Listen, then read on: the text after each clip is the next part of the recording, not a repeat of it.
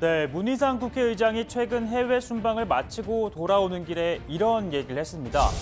자, 서로 힘을 합쳐서 대한민국 코를 건실하게 만든 뒤 대장을 하겠다고 하면 되는데 지금 국회는 난파선에서 서로 선장을 하겠다고 싸우는 격이고 우물한 개구리가 대장을 하려는 격이라고 한 겁니다. 자, 이 문 의장이 비유한 우물한 개구리라고 할 수 있는 이인영, 나경원, 오신환 원내대표. 자, 지금 6월 임시국회에 닻을 올리지도 못했습니다. 자, 민주당 이인영, 한국당 나경원 원내대표는 어제 현충일 추도식 이후 서울 시내 모처에서 회동도 가졌지만 현재까지 합의점을 찾지 못하고 있습니다. 분명히 말씀드립니다. 문구의 문제가 아니라 이러한 합의 태도, 결국 이 여당의 이 패스트트랙에 대한 태도의 문제입니다. 자, 그러니까 지금 이 감정의 골이 깊어질 대로 깊어진 건데요. 이 한때 밥 잘 사주는 예쁜 누나가 되겠다. 그리고 밥도 잘 먹고 말씀도 잘 듣는 동생이 되겠다라고 했었죠. 자, 또 막내 동생이 맥주 한 잔 사달라라고 하자 또 맏형이 통 크게 이 호프를 쏘며 여차여차 관계를 이어왔습니다. 그러나 채 한 달이 되지 않아 그 빛이 발했습니다. 자, 민주당은 이번 주말을 협상 시한으로 정하고 넘길 경우 단독으로라도 국회를 소집하는 이 최후의 카드를 검토하고 있는데요. 다만 국회는 열 수 있지만 야당의 반발에 불가피해 추경안이나 민생 법안 처리 등 그 다음 단계로 한 발자국도 나아가지 못할 수도 있어서 현재로서는 신중한 입장입니다.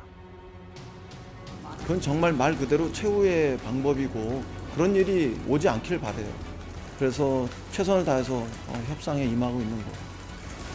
그럼 오늘 단독 소집 요구서 제출 가능성은 없습니다. 오늘은 없어요. 다음 주는 혹시 검토하나요? 그건 다음 주에 가서 다시 해야겠죠. 그 전에 협상이 순조롭게 진척이 돼서 잘 타결되는 게 훨씬 중요하지. 자, 그리고 문재인 대통령과 여야 대표 회동도 지금 마찬가지입니다. 당초 청와대가 만남의 날로 제시한 게 오늘이었죠. 사실상 무산됐다고 봐야 합니다. 청와대의 5당 플러스 1대1 제안을 거부하고 한국당 황교안 대표가 3당 플러스 1대1을 고수해 합의점을 찾지 못했기 때문인데요.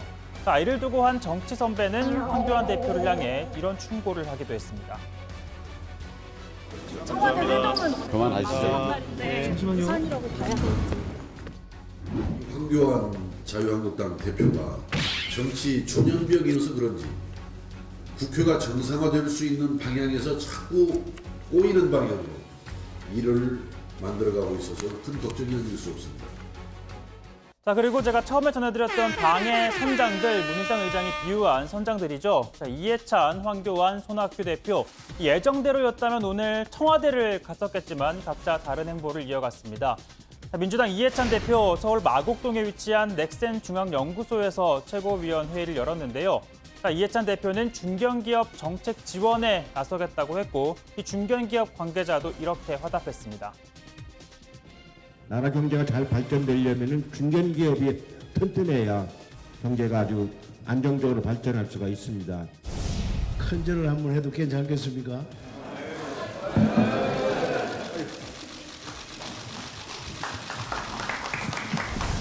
야당으로 계셨던 의원들께서 먼저 나서 주셔가지고 저희 중견기업 특별법이 2013년 12월 26일 날 드디어 국회를 통과하게 됩니다.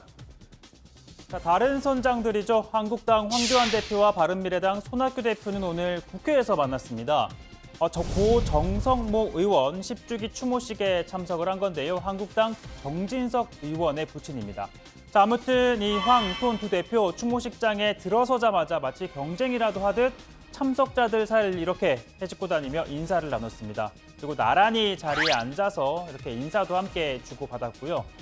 자, 그리고 오늘부터 황교안 대표는 민생투쟁 대장정 시즌2 일정을 재개했습니다. 오늘 오후에 이 판교 제2 테크노밸리를 찾아 청년 창업가와 여성 기업인들을 만났는데요.